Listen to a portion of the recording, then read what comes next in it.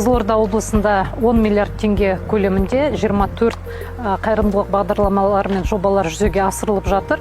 Соның 11-і осы денсаулық сақтау саласына бағытталған. Жалпы құны 4 миллиард 460 миллион теңге құрайды.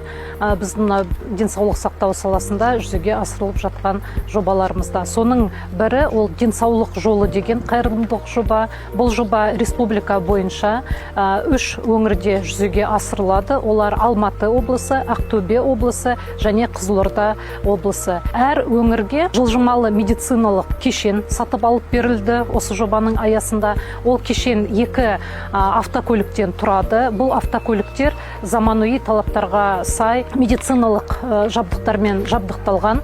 Мысалы, бір автокөліктің ішінде ол компьютерлік томограф, екіншісінде маммограф цифрлық және УЗИ аппарат экспертного класса.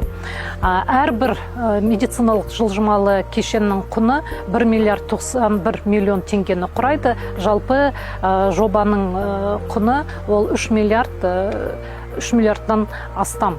Неге осы 3 облыс анықталған? Бұл 3 облысты Казньор анықтады, сүйене отырып, статистикалық көрсеткіштерге сүйене отырып, және бұл өңірлерде ең көп шалғай жерлерде орналасқан ауылдар болғандықтан. Мына артымыз көріп тұрған медициналық жылжымалы кешен әрбір шалғай ауылдарға барып, халыққа скрининг жүргізеді, онкологиялық скрининг және профилактикалық тексеруді жүргізеді. Алматысыздар, құрметті әріптестер. Қазіргі таңда Қазақстан халқы қорынан алынған кешен бойынша атап айтатын болсақ, бұл жаңа әріптесім Зәуре Ануарбекқызы айтып кеткендей, Қазақстан бойынша 3 облыста бар. Қызылорда облысы, Алматы облысы және Ақтөбе облысы. 2023 жыл мен 2025 жылдың аралығында жалпы осы Қызылорда облысына бөлінген жылжымалы медициналық кешеннің тексерісі бойынша атап айтатын болсақ, 7190 адамды толығымен біз қамтамасыз еттік. Оның ішінде аудандарды жіктеп айтатын болсақ, Арал қаласынан Жаңақорған ауданының 2 орталықта 7190 адамның ішінен біз қатерлі ісікке, қазақта айтып келмейтін қатерлі ісікке 435 пациент күдік тудырды.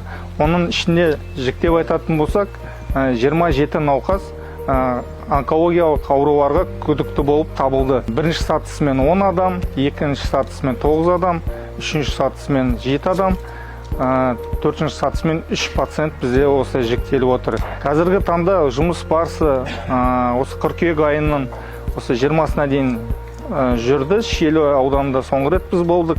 Ары қарай жұмысын жалғасуда. Эксперттік бізде осы көріп отқандай Қазақстан халқының қорынан берілген кешеннің ішінде бізде компьютерлік томография, цифрлық компьютерлік томография.